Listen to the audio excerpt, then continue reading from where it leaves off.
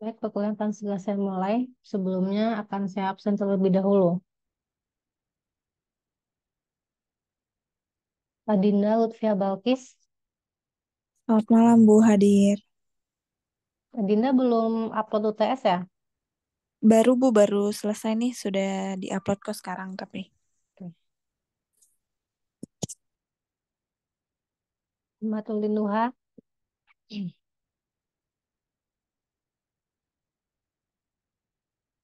Andrian Satria Karim, Muhammad Fahmi, Hadir Bu.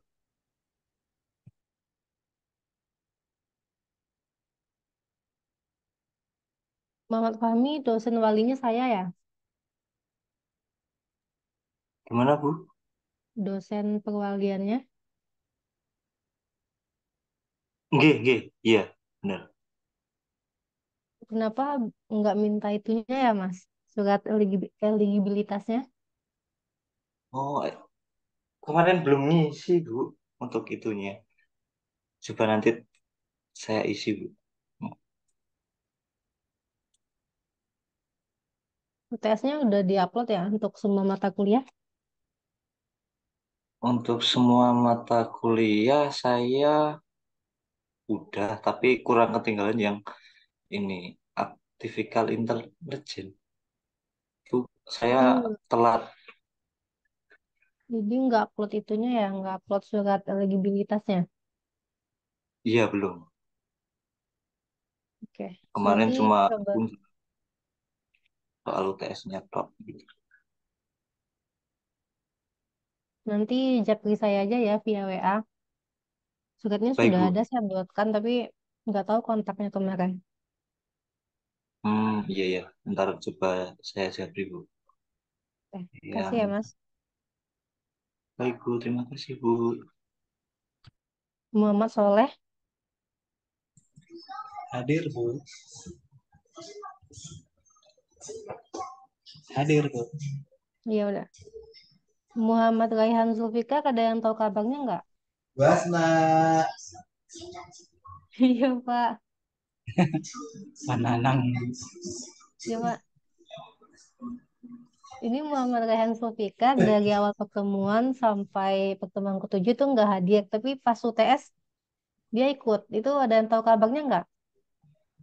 Eh, Kalau Raihan ya sebenarnya dia memang kerja Bu, tapi kan ini udah konsekuensi dia mengambil kuliah karyawan. Harusnya dia menginformasikan kepada temannya gitu karena nggak hadir kenapa gitu. Tapi memang nggak ada informasi Bu. Jadi ini sebenarnya nggak bisa dihitung masuk UTS ya dia. Jadi tolong sampaikan kepada Raihan kalau dia nggak bisa mengikuti UTS karena absennya itu udah 7 ya. Iya Bu, betul. Dia juga nggak ada ngasih kabar kan. Memang persyaratannya untuk ikut UTS absennya harus yang nggak hadirnya lebih dari 4 gitu Bu ya. Absennya minimal itu 4 kali ya maksimal maaf. Maksimal 4 kali. Hmm. Nggak absen itu nggak boleh ikut tes. Ini kan udah lebih dari 4 nih. Dari awal pertemuan sampai sebelum UTS itu nggak pernah hadir. Terus tiba-tiba ikut UTS. Baik Bu, nanti saya sampaikan.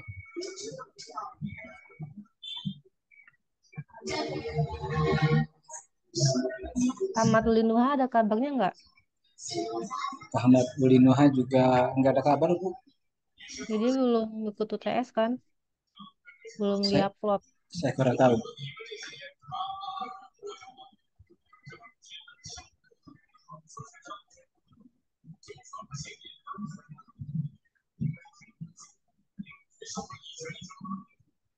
Novita ada kabar nggak?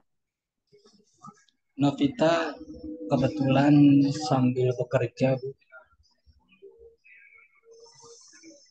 Tadi di jam sebelumnya juga dia ikut. Oh, ikut join Zoom tapi nggak aktif gitu ya.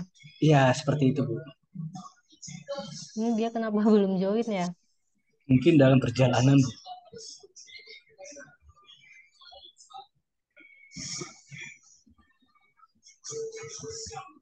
Untuk UTS kemarin itu kata-kata jawabannya sama ya. Kayaknya contoh satu orang ya. Siapa, Bu?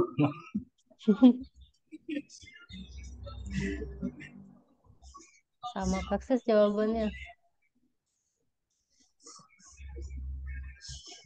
Waduh, berarti yang mikir cuma satu orang, Bu.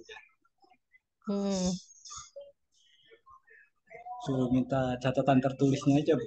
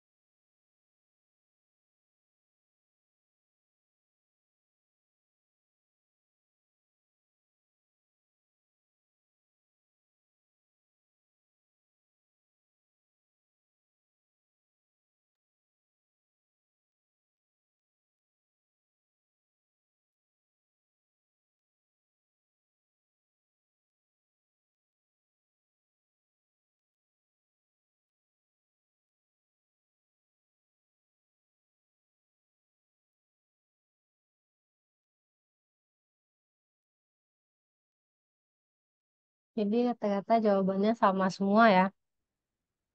Untuk Adinda itu untuk teorinya nggak sama, tapi untuk soal terakhir yang SAW sepertinya dari satu sumber aja ya. Dan itu jawabannya salah ya untuk metode SAW-nya. Jadi di kelas eksekutif ini nggak ada satupun yang betul untuk soal terakhir. Hari ini kita bahas aja, Bu, yang nomor 5. Bagaimana bahas ya?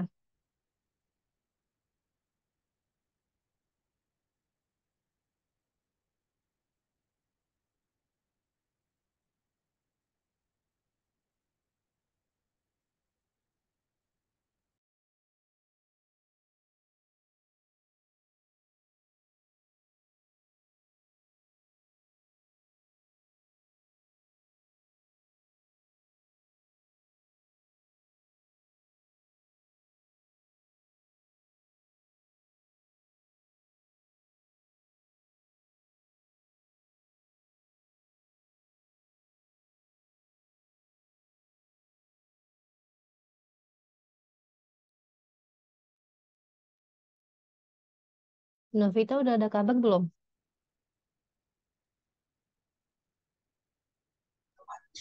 Belum ada.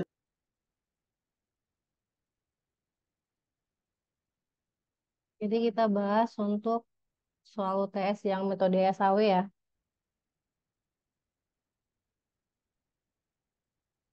Jadi soalnya itu kemarin Deskop itu ada peluang investasi. Dan ada 4 pilihan. Untuk yang pertama itu pengembangan perangkat lunak. Yang kedua implementasi teknologi baru. Yang ketiga pengembangan produk inovatif. Dan lalu yang keempat itu pengembangan SDM-nya. Jadi untuk memilih keempat ini, apa alternatif mana yang terbaik, lakukanlah pemilihan atau pengambilan keputusan menggunakan metode SAW. Jadi untuk metode SAW itu pertama kali kita akan menentukan kriterianya. Jadi kemarin itu ada 5 kriteria ya. Yang pertama penilaian dari keuntungan finansialnya, risiko proyek, kemampuan tim, pelaksanaan, waktu pelaksanaan dan juga kesesuaian dengan strategi bisnisnya. Jadi ada C1, C2, C3, C4, dan juga C5. Lalu untuk nilai bobotnya itu diperoleh dari kuesioner yang sudah dilengkapi dengan skala Likert. Ini untuk data primernya itu untuk keuntungan finansial nilai bobotnya kita kasih 0,25. Untuk risiko proyeknya kita kasih bobot 0,15. Untuk kemampuan tim 0,18. Untuk waktu pelaksanaannya itu 0,22 dan kesesuaian dengan strategi bisnisnya itu 0,2.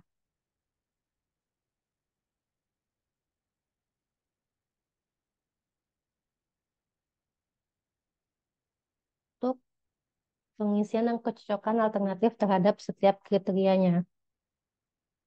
Jadi tadi ada 4 alternatifnya, P1 sampai P4. Dan untuk kriteria itu ada C1 sampai C5. Ini ada yang tahu nggak cara membaca tabelnya untuk pengisian dan kecocokan alternatif terhadap suatu kriteria. Siapa yang mau coba untuk membaca tabel ini?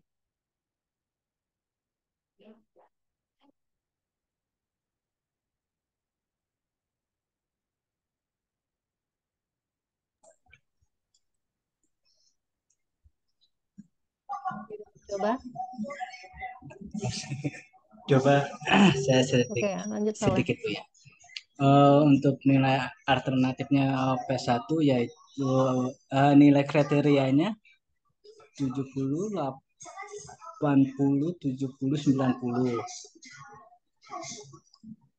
Balik, dia P1. Ya P1 70, Hmm. 80, 70, 90. P1 yang kriteria keduanya 90, 80, 80, 70. P1 yang kriteria ketiganya 80, 80, 80, 80. P1 yang kriteria 4, 80, 80, 70, 70. P1 yang kriteria 5, 90, 70, 80, 70. Gimana, Bu? Kebalik ya, jadi cara membacanya itu untuk P1 pengembangan perangkat lunak. Jadi kriterianya itu kan tadi ada 5 kan. C1 keuntungan finansialnya dikasih nilai 70. Untuk C2-nya risiko proyeknya itu 80, 90. C3. C3 tadi kan kemampuan tim. Itu nilainya 80. Waktu pelaksanaannya 80 dan kesesuaian dengan strategi bisnisnya 90. Lalu untuk P2 atau implementasi teknologi baru. Coba ulang lagi.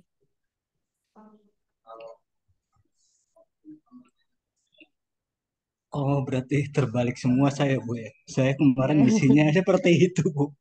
Jadi baca-bacanya itu pengembangan perangkat lunak baru untuk kriteria. Saya soalnya gue belajarnya gimana Iya, sih Pak. soalnya nih. Pada salah semua yang ini. Coba untuk yang alternatif keduanya, implementasi teknologi baru.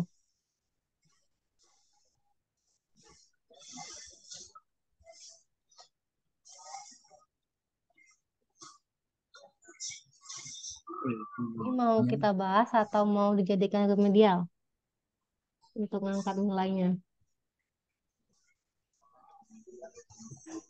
Eh, Gimana Dinda, mau remedial atau dibahas? Kayaknya sepertinya dibahas dulu Bu. Maksudnya dikasih pemahaman dulu, mungkin nanti baru di remedialin. Gimana Bu? Jadi beda soal. Eh, Mungkin beda angkanya Bu. Bukan. Oke. Jadi untuk pembacaan tabelnya udah paham atau belum ya? Coba dijelasin kembali Bu. Sepertinya belum pada paham. Jadi kan alternatifnya ada 4 kan? Pengembangan perangkat lunak, implementasi teknologi baru, pengembangan produk inovatif, dan juga pengembangan SDM-nya. Jadi untuk C1 kan itu keuntungan finansial. Jadi stoknya itu 70. Untuk C2 atau risiko proyeknya itu nilainya 90.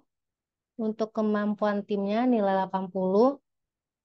Untuk waktu pelaksanaan itu 80 dan kesesuaian dengan strategi bisnisnya 90. Sedangkan untuk alternatif kedua atau implementasi teknologi baru, untuk nilai keuntungan finansialnya 80, risiko proyeknya itu 80, kemampuan timnya juga 80 dan waktu pelaksanaan 80, sedangkan untuk kesesuaian dengan strategi bisnisnya itu 70.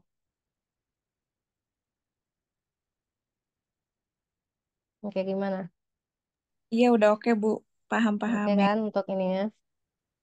Nah, lalu untuk menentukan bobot referensi kriterianya. Jadi nilai bobotnya ini didapatkan dari data primer, yaitu pengisian kuesioner. Jadi untuk keuntungan finansial bobotnya itu 0,25. Jadi lebih prioritas itu keuntungan finansialnya karena lebih tinggi kan nilai bobotnya. Lalu untuk yang kedua itu risiko proyek, nilai bobotnya itu 0,15, kemampuan tim 0,18, untuk pelaksanaan 0,22, dan kesesuaian dengan strategi bisnisnya itu 0,20.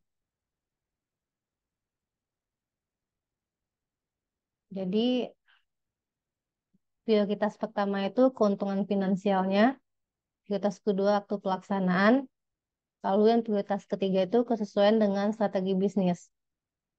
Tapi kan kita mencarinya itu alternatif mana yang lebih baik. Jadi makin besar nilai keuntungan finansialnya, kalau dilihat dari ini kan yang paling besar keempat kan, alternatif yang keempat itu pengembangan SDM.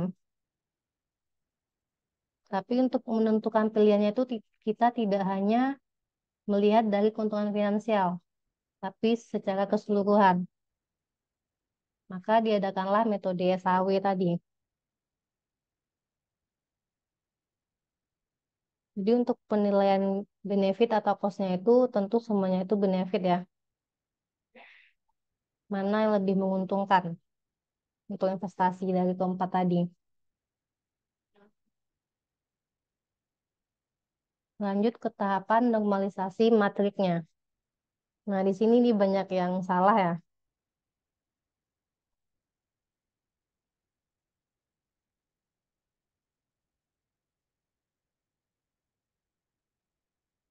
Jadi kita lihat itu tiap-tiap alternatifnya. Alternatifnya kan tadi ada 4.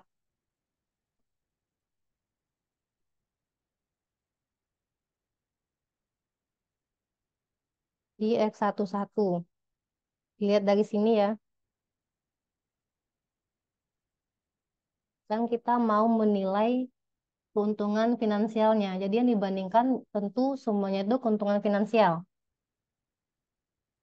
Keuntungan finansial P1 tadi 70, yang P2 80, yang P3-nya 70 dan P4-nya 90. Jadi ini yang dibandingkan ya.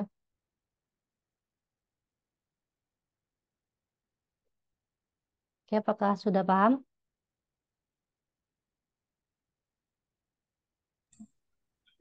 Siap Bu, sudah Bu.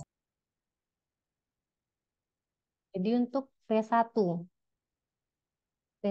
terhadap keuntungan finansialnya 70, lalu kita cari nilai maksimal dari 70, 80, 70, dan 90. Tentu 90. Jadi 70 dibagi dengan 90 itu 0,78. Jadi X11 penilaian alternatif pertama untuk kriteria pertama itu ada 0,78. Begitu dengan seterusnya ya.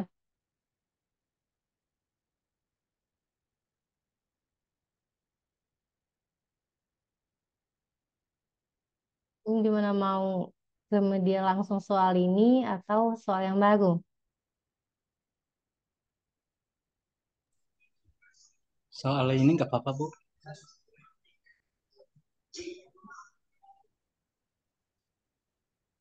Coba lanjutkan yang 21, maaf, 12.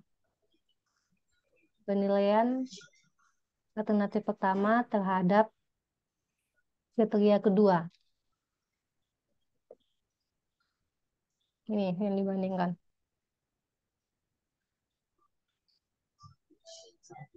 Eh, ini yang jelas 90 dibagi nilai maksimal 90, 80, 80, 70. Jadi 90 dibagi 90 hasilnya 1. Oke, betul ya. Untuk 22. Coba yang lain ya selain Soleh.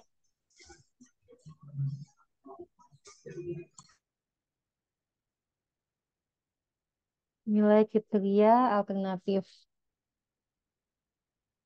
kedua terhadap kriteria kedua. Dua-duanya. Ini untuk datanya ya.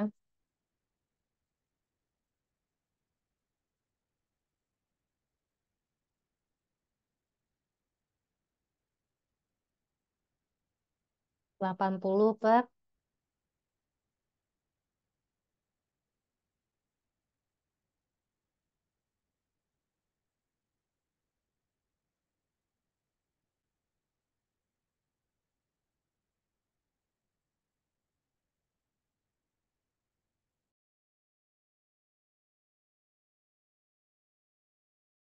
Ini langsung hasilnya nggak, Bu? Boleh nggak?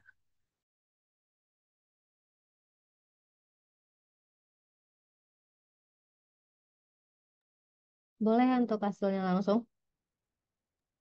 0,88 atau 0,89? Itu hasilnya dari 80 per 90 ya. Mm-mm. Ya udah. Betul ya. Untuk 32.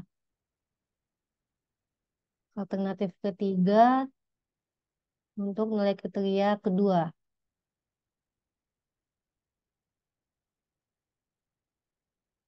Sama ya 80 per 90. Sama, Lalu Bu. untuk ya selanjutnya itu 70 per 90. 0,78? Iya.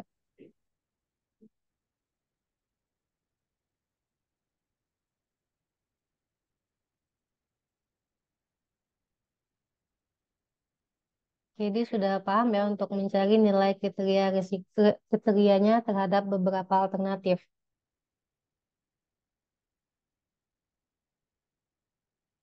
Jadi selanjutnya itu X13, 23, 33, dan juga 43 sampai ke 5.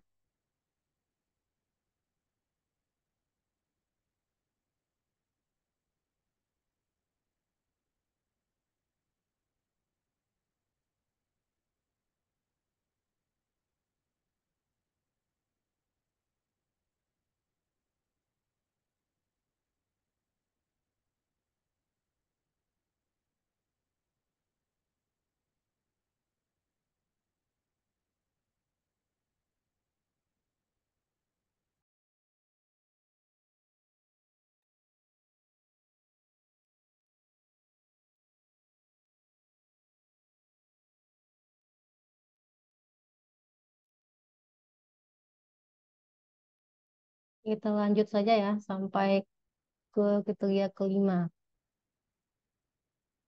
Ini kan 80 tadi kan yang C3.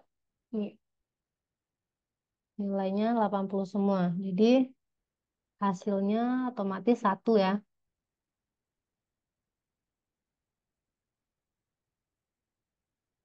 Untuk yang selanjutnya 14.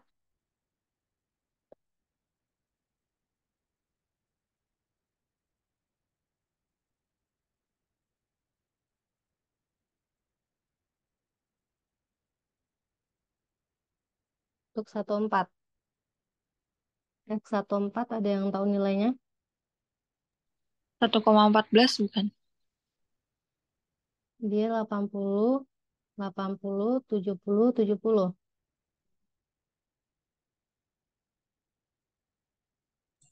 Satu.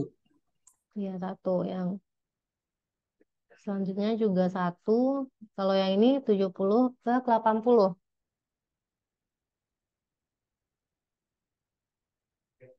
Ya, 0,88. Untuk 15,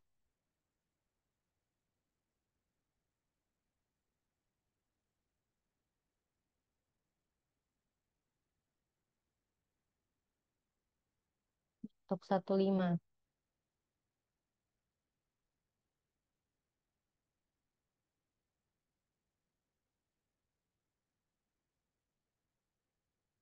Alternatif ke 1 terhadap penilaian kelima atau kriteria kelima. 90 per yang paling besar dari keempat ini. Paling maksimal nilainya. 90 jadi 90 90 per ya per 80. 90 per 90 ya. Iya, Bu. Satu Yang paling hasilnya. maksim ya. Lalu 70 per 90, 80 per 90 dan 70 per 90.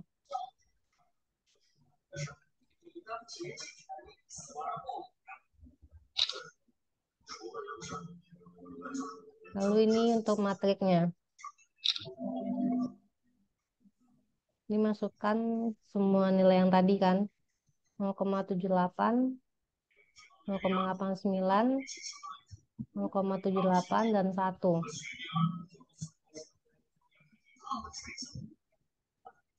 Ini untuk proses yang kedua, 1, 0,89, 0,89, 0,78. Selanjutnya yang C3 atau kemampuan tim. 1 semua kan nilainya.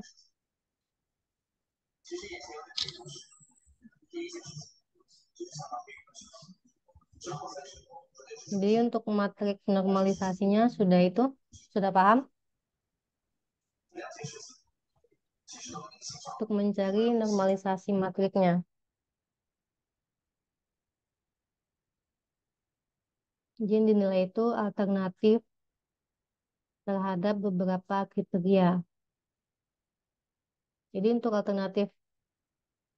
kriteria pertama itu ya dibandingkan dari keempat alternatifnya. Kan kita membandingkan keuntungan finansialnya.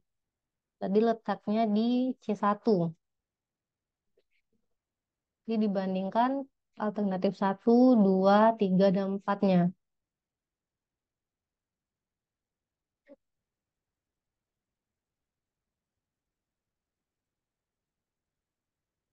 Mungkin contoh sederhananya begini.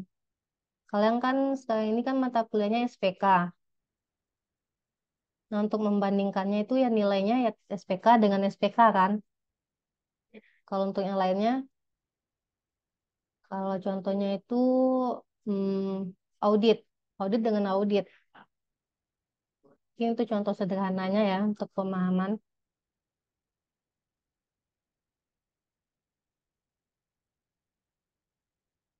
Jadi gimana untuk normalisasi matriknya? Apakah sudah paham? Paham, Bu.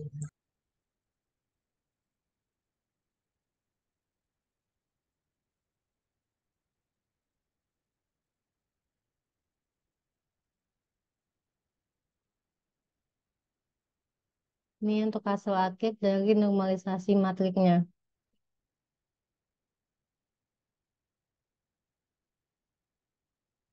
Untuk yang terakhir itu proses rankingan. Jadi caranya itu,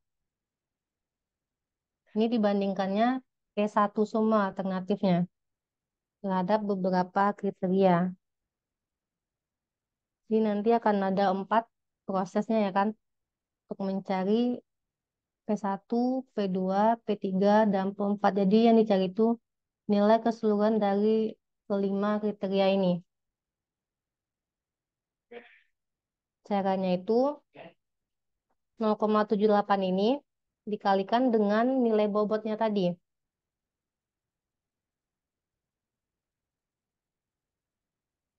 Lalu untuk C2. C2 tadi kan risiko proyeknya kan. Nilai normalisasi matrik ini dikalikan dengan 0,15 nilai bobotnya. Untuk C3 atau kemampuan tim. Nilai dari normalisasi metrik tadi dikalikan nilai bobotnya 0,18. Lalu untuk C4 waktu pelaksanaannya juga nilai normalisasi dari metrik tadi dikalikan dengan nilai bobot waktu pelaksanaan 0,22. Lalu untuk yang kriteria kelima atau kesesuaian dengan strategi bisnisnya. 1 dikali dengan 0,20 nilai bobot dari kesesuaian dengan strategi bisnisnya. Lalu hasil perkalian ini nanti akan dijumlahkan jadi 0,95. Oke, untuk alternatif pertama ada mau ditanyakan?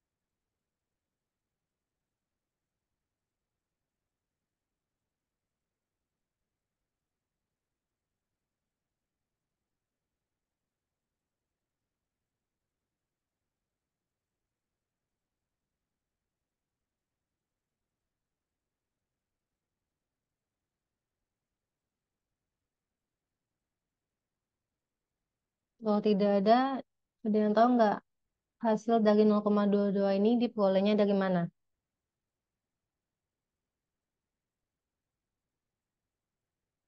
Untuk alternatif kedua.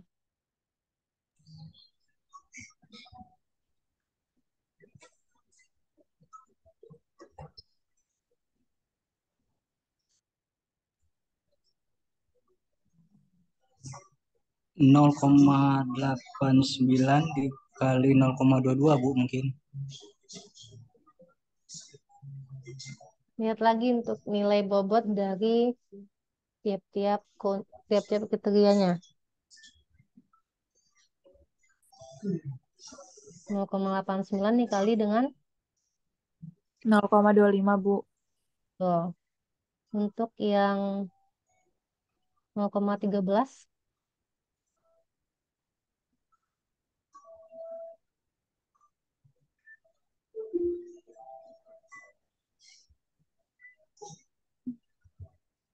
ada yang tahu? Untuk alternatif kedua. Mungkin hasilnya 0,13. Ini dari mana didapatkannya?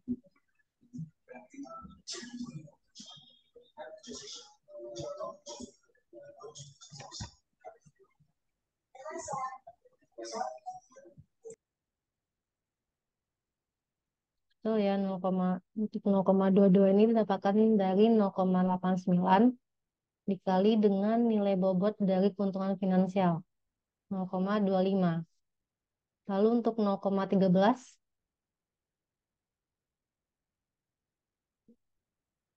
nilai kriteria C2 terhadap P2 dikali dengan C2 tadi kan risiko proyeknya kan 0,18 dikali dengan 0,15. Jadi hasilnya 0,13 untuk 0,18. Dari C3 dikalikan 0,18. 1 ya.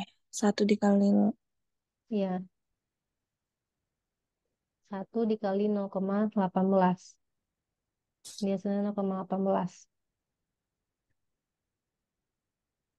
Jadi untuk proses perankingan sudah paham?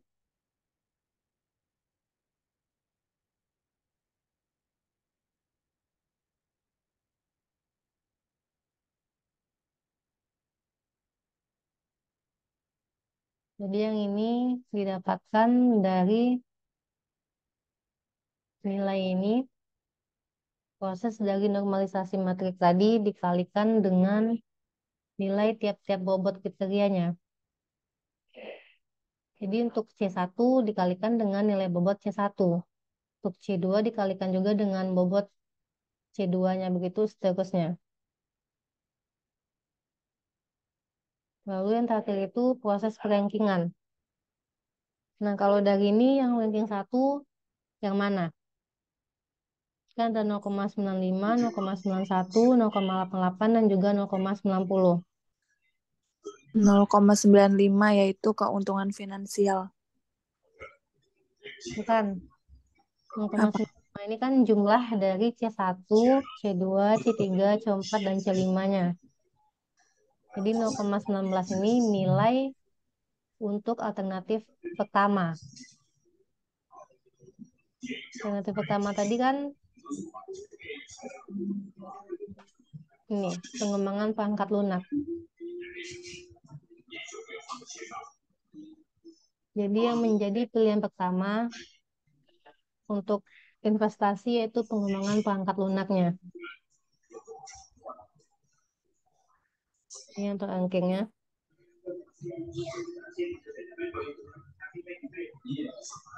Pilihan kedua itu ada implementasi teknologi baru. Pilihan ketiga ada pengembangan SDM, dan pilihan keempat pengembangan produk inovatif.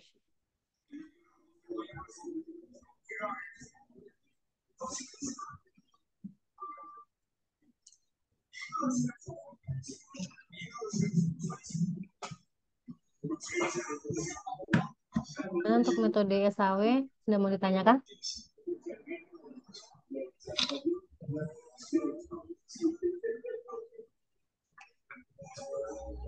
Jadi remedial atau tidak, Bu? Ya. Remedial atau tidak?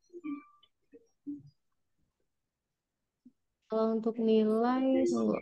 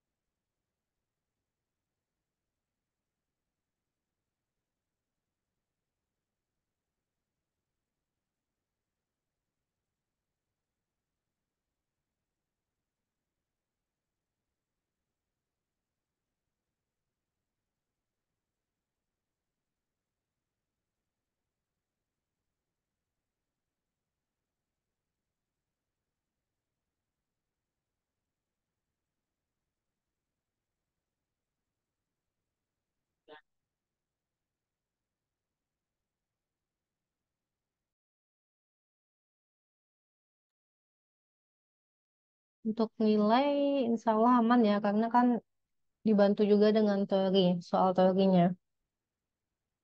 Tapi mungkin untuk menambah poin, lebih baik remedial ya. Untuk soalnya nanti saya save di learning saja ya, soal terbaru. Itu soal nomor 5 aja atau dari awal? Untuk soal nomor 5 aja, Nah, baik, Bu. metode SAW saja. Diupload jawabannya juga diupload di learning juga, Bu. Iya.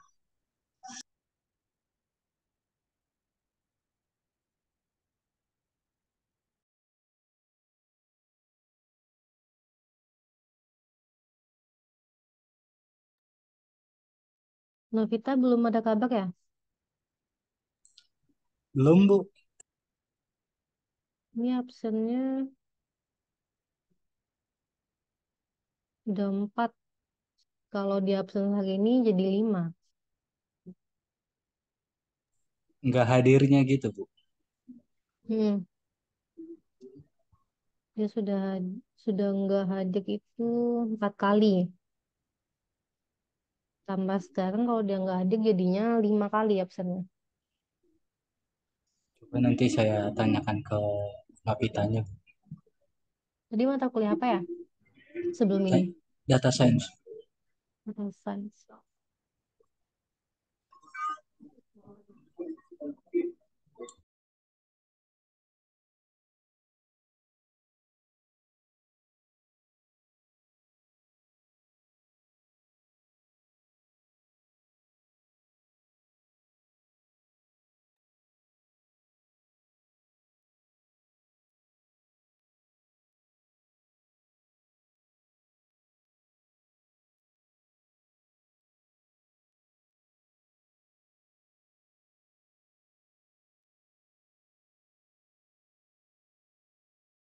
Oke ya, untuk modelnya nanti saya upload. Tapi belum tentu hari ini ya. Ya, Bu, keburu lupa deh. Oke. Nanti saya upload nanti mungkin selesai ini ya. Baik, Bu. Terima kasih. Oke. Ini soalnya sama. Mungkin yang saya ubah nanti angka-angkanya aja ya.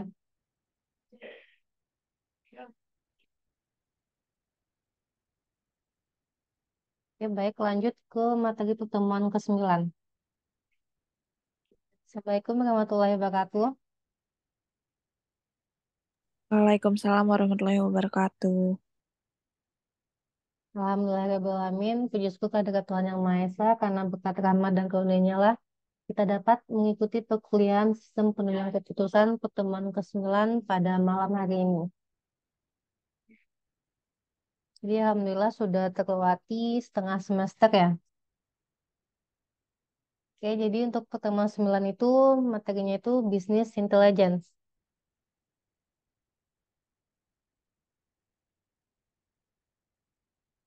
Ini saya berikan contoh atau pendahuluan dulu ya. Jadi kegiatan bisnis itu biasanya kan terekam melalui catatan tertulis atau media elektronik, yang kemudian ini akan menjadi sumber datanya. Data tersebut meliputi tanggapan pelanggan dan informasi industri secara menyeluruh. Data perusahaan yang melimpah ini nantinya menyebabkan pengambilan informasinya menjadi lambat kan. Nah, makin banyak data, maka prosesnya akan semakin melambat. Lalu hal inilah yang akan menjadi tantangan bagi perusahaan untuk dapat mengelola data serta mengambil informasi secara cepat dan juga efisien. Data yang melimpah akan menjadi tidak berguna apabila tidak ada pengelolaan yang baik dan juga analisa terhadap aktivitas bisnis yang merupakan kebutuhan yang tidak bisa ditawar. Nah, dalam pengambilan keputusan, kecepatan pengolahan data dan juga pengambilan informasi mempengaruhi kecepatannya ya. Jadi makin cepat pengolahan data, maka pengambilan keputusan juga akan semakin cepat. Kecepatan dan juga keakuratan dalam pengambilan keputusan dari suatu masalah atau topik yang ada dalam perusahaan membuat perusahaan mampu menanggulangi bahkan menghindari kejadian yang dapat menyebabkan kerugian bagi perusahaan tersebut. Nah, untuk pengambilan keputusan inilah nanti akan digunakan analisis dan juga data mining yang merupakan alat khusus yang akan menghasilkan pola dan juga kecerdasan yang mencerminkan fungsi dari bisnis. Ide-ide yang muncul dari analisis dapat diimplementasikan kembali ke bisnis untuk meningkatkan efektivitas dan juga efisien dalam memenuhi kebutuhan pelanggan.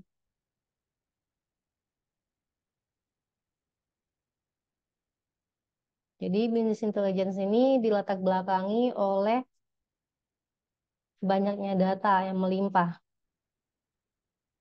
Jadi agar data itu berguna, maka dibutuhkanlah business intelligence. Nah ini ya bentuk cycle-nya. Jadi bisnis menghasilkan data yang melimpah, maka dari data ini nanti akan digali melalui mining. Proses inilah yang nanti akan menghasilkan pola atau tren tertentu. Lalu apa itu business intelligence? Jadi business intelligence adalah suatu teknologi informasi yang mencakup alat-alat untuk mengumpulkan, menganalisis, dan juga melaporkan informasi kepada pengguna tentang kinerja organisasi dan juga lingkungannya. Jadi business intelligence itu merupakan suatu konsep atau metode tentang bagaimana untuk meningkatkan kualitas pengambilan keputusan bisnis berdasarkan sistem yang berbasiskan data.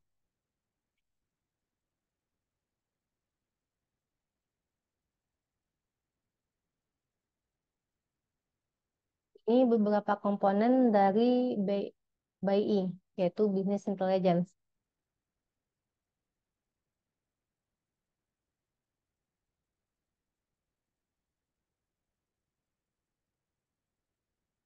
Oke, Novita hadir ya.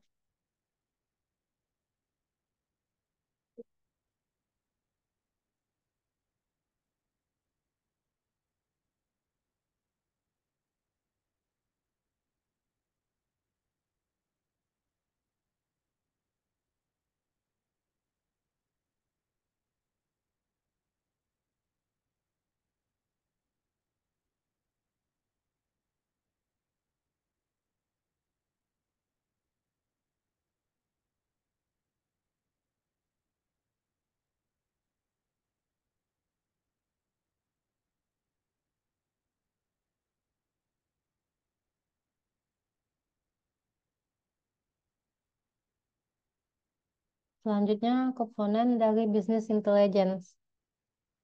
Jadi ada data warehouse, data mining, query, dan juga pelaporan. Nah, untuk data warehouse ini merupakan penyimpanan data terpusat yang dirancang untuk mendukung analisis dan juga pelaporan. Data warehouse menyediakan basis data yang telah terorganisir untuk memfasilitasi akses cepat dan juga efisien. Jadi data warehouse ini merupakan tempat penyimpanan berbagai data historis atau data yang ada di masa lampau pada perusahaan. Data warehouse nantinya juga akan mendukung pelaporan bisnis dan juga kegiatan dari data mining. Lalu komponen utama BI yang kedua yaitu data mining. Jadi data mining ini merupakan proses penggalian atau pengekstrasian pengetahuan tersembunyi dari data yang tersimpan dalam jumlah yang besar. Lalu komponen utama yang ketiga yaitu query. Jadi query adalah proses pengambilan atau permintaan data dari suatu sistem atau penyimpanan data untuk tujuan analisis dan juga pelaporan. Query ini biasanya dilakukan oleh pengguna BI seperti analis bisnis atau manajer. Biasanya digunakan untuk mendapatkan informasi yang relevan dan dapat digunakan dalam pengambilan keputusan.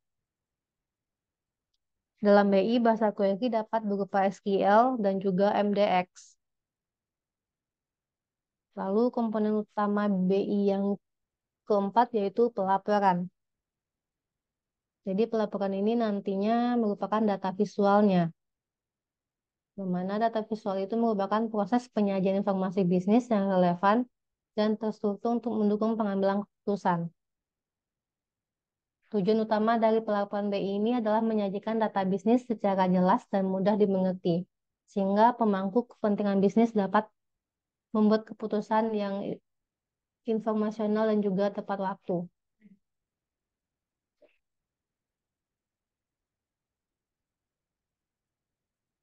Jadi untuk konsep business intelligence ada mau ditanyakan?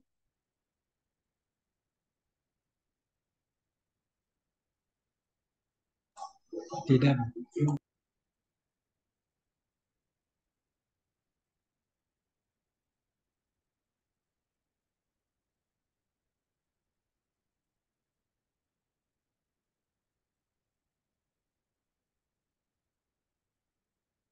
Data warehouse kan penyimpanan data terpusat. Untuk database ada yang tahu nggak? Database kan juga penyimpanan nih. Ada yang tahu nggak bedanya data warehouse dengan database?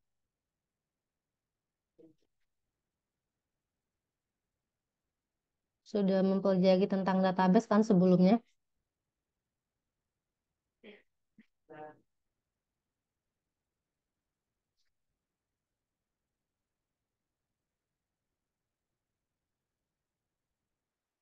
Coba ada yang bisa menjelaskan perbedaan data warehouse dengan database.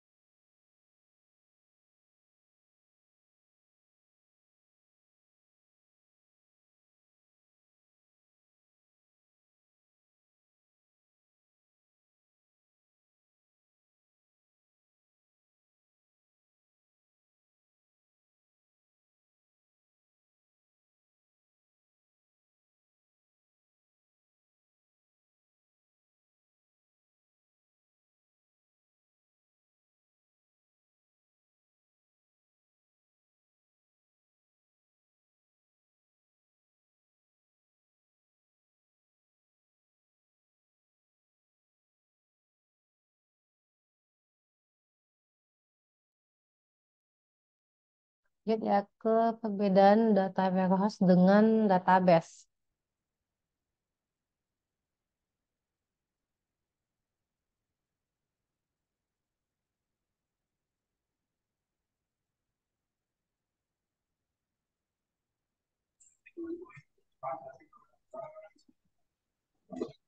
Jadi dilihat dari tujuannya, kalau database disimpan dalam merupakan data yang disimpan dalam database, digunakan tuh untuk berbagai tujuan termasuk operasional sehari-harinya. Sedangkan untuk data warehouse, datanya itu telah dibersihkan yang berguna untuk analisis dan juga pelaporan.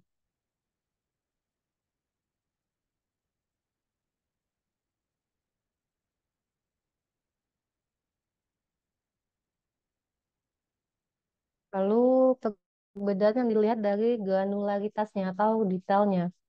Untuk database biasanya itu datanya sangat terperinci, termasuk semua detail transaksi dan juga aktivitasnya.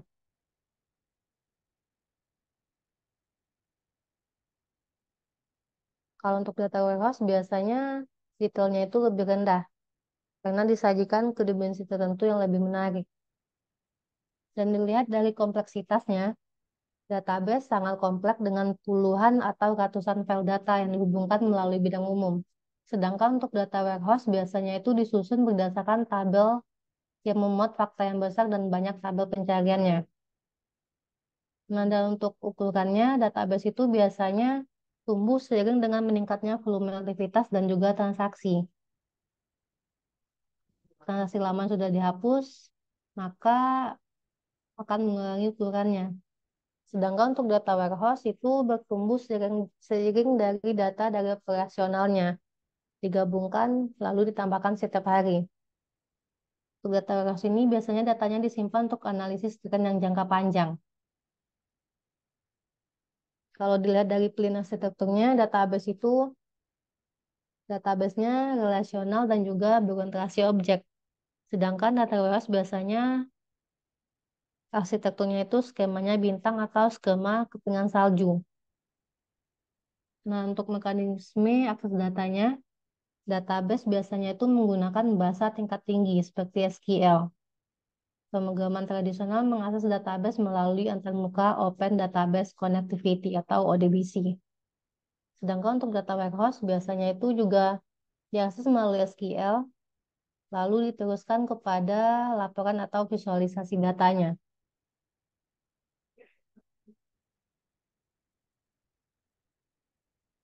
Nah, ini bentuk dari database dan ini bentuk dari data warehouse. Ada yang bisa menjelaskan nggak? Dari contoh ini ada yang bisa menyimpulkan apa itu database dan apa itu data warehouse.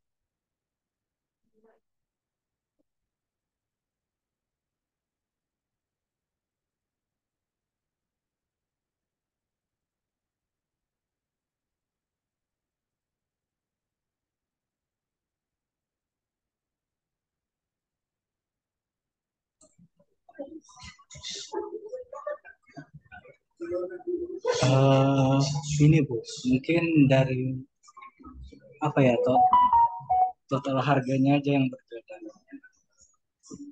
Dari tahun ke tahun, produk name-nya juga berbeda-beda.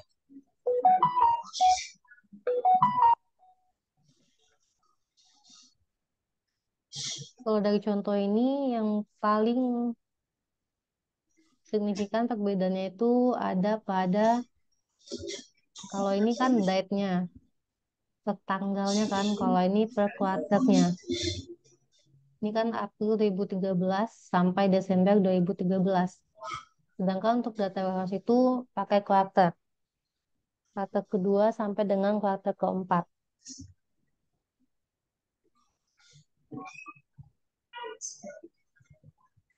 Saya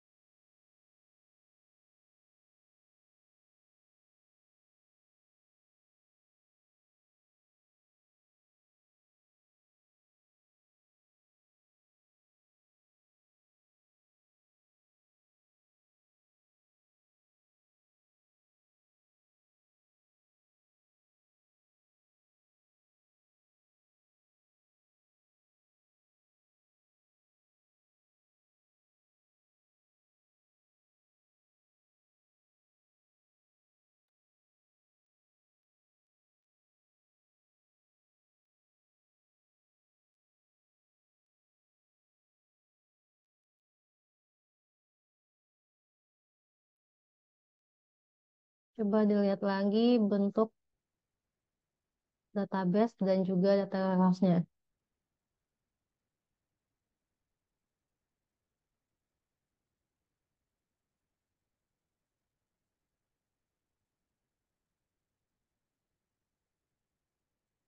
Ini dari transaksi movie yang database-nya.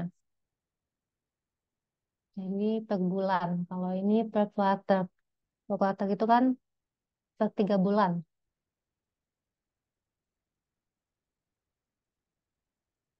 Januari, Februari, Maret. Itu kuarter 1, kuarter 2, April, Mei, Juni. Kuarter ketiga, Juli, Agustus, September. Kuarter keempat, Oktober, November, Desember. Coba ada yang bisa nggak membaca bentuk database ini dan juga data warehouse-nya?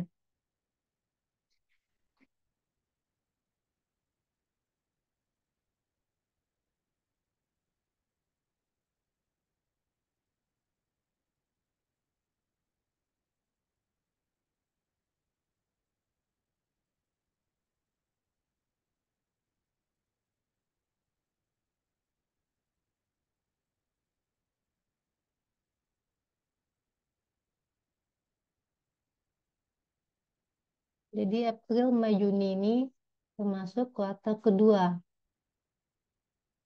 Nah, untuk produk yang laku atau yang dilakukan transaksi itu ada dua kan, Monty Python dan juga Gone with the Wind.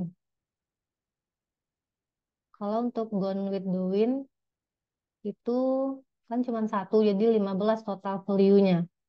Kalau untuk Monty Python 9 ditambah 9 lalu ditambah dengan 12. Jadi hasilnya itu 30 totalnya. Nah, untuk kuartal ketiga, coba ada yang bisa nggak?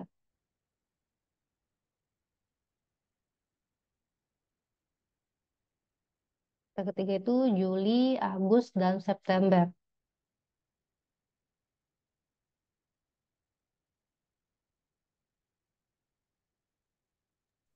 Iya, jadi itu yang di database Juli, August, and September ngebahasnya termasuk dari kuartal ketiga. Jadi produk name yang dijualnya itu ada Gone with the Wind, Matrix, and Monty Python. Hmm. Kalau untuk kuartal keempat,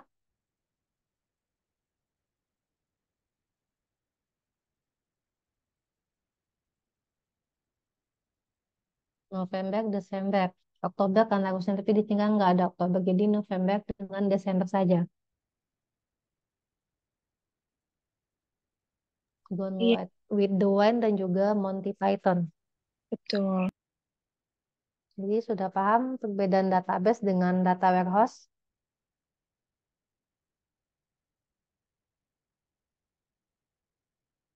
Ini kan contoh sederhananya kan. Kalau untuk transaksi di suatu perusahaan, nggak mungkin kan recordnya cuma 15. Pasti lebih dari 15, bahkan itu jutaan transaksi kan terjadi. Maka disinilah dibutuhkan data mining. Penggalian informasi dari data yang melimpah. Tapi sebelum itu dibentuk dulu data warehouse-nya. Jadi untuk business intelligence ini, inilah yang nanti akan kita pelajari. Bagaimana mengekstrak database, data-data yang banyak itu menjadi lebih sederhana.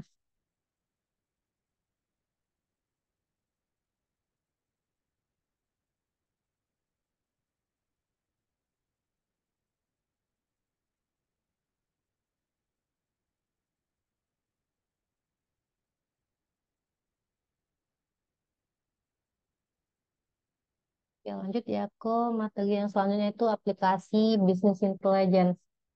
Jadi ada banyak aplikasi yang bisa digunakan oleh perusahaan untuk menganalisis data, membuat laporan, dan juga mendukung pengambilan keputusan. Ini beberapa aplikasi yang populer, yaitu Tableau, yang merupakan platform BI yang memungkinkan pengguna untuk membuat visualisasi data interaktif dan juga laporan. Aplikasi kedua yaitu Microsoft Power BI.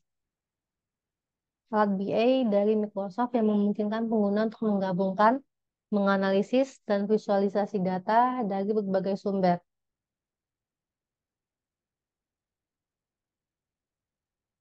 Untuk yang ketiga itu SIP Business Object. Ini merupakan alat untuk laporan analisis dan juga visualisasi data. Lalu ada ClickView dan juga ClickSense. Platform ini nantinya memungkinkan pengguna untuk menyatukan, menggali, dan juga memvisualisasikan data dari berbagai sumber. Lalu aplikasi yang kelima itu ada Google Data Studio. Ini merupakan alat BI gratis dari Google yang memungkinkan pengguna untuk membuat laporan dan dashboard interaktif. Lalu yang keenam itu ada IBM Cognos Analytics. Ini juga platform BI dari IBM yang mencangkup alat untuk melaporkan, menganalisis, dan juga membuat dashboard. Jadi ini aplikasi dari Business Intelligence.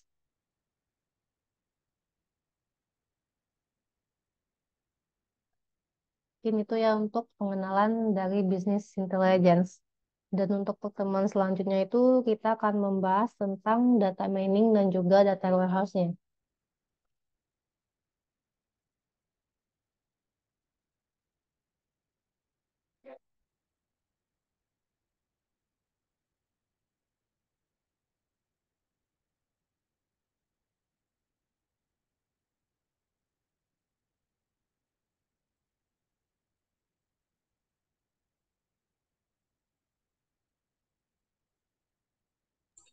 Materinya di-upload di e-learning, Bu. Iya, nanti di-upload di learning. Baik, Bu. Terima kasih.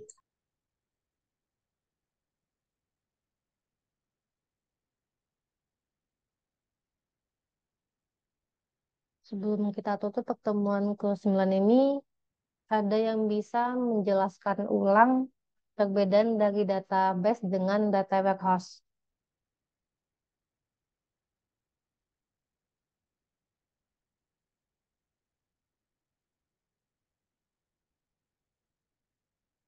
Coba jelaskan apa perbedaan dari database dan juga data warehouse.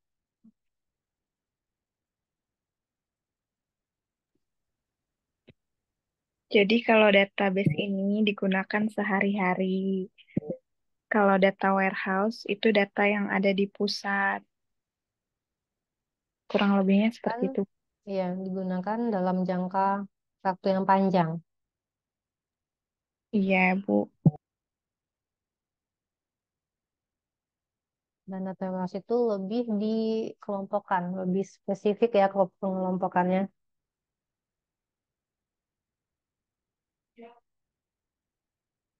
Oke, ada mau ditanyakan?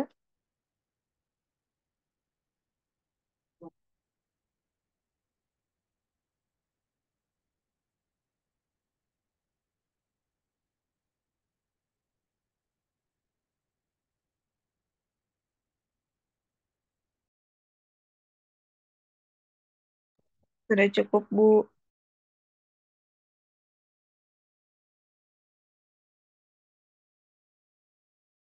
Jadi yang nggak hadir hari ini ada Andrian Satria Karim dan juga Ahmad Ulin Wahaya.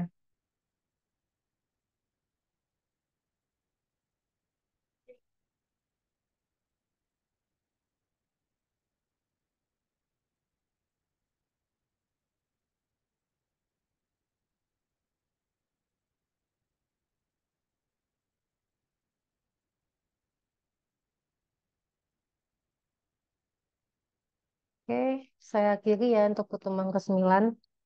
Dan untuk pertemuan ke-10 itu silakan dibaca mengenai data mining dan juga data warehouse ya. Oke, demikianlah pertemuan ke-9. Saya akhiri dengan wassalamualaikum warahmatullahi wabarakatuh. Waalaikumsalam warahmatullahi wabarakatuh. Saya izin ya. Saya live dulu.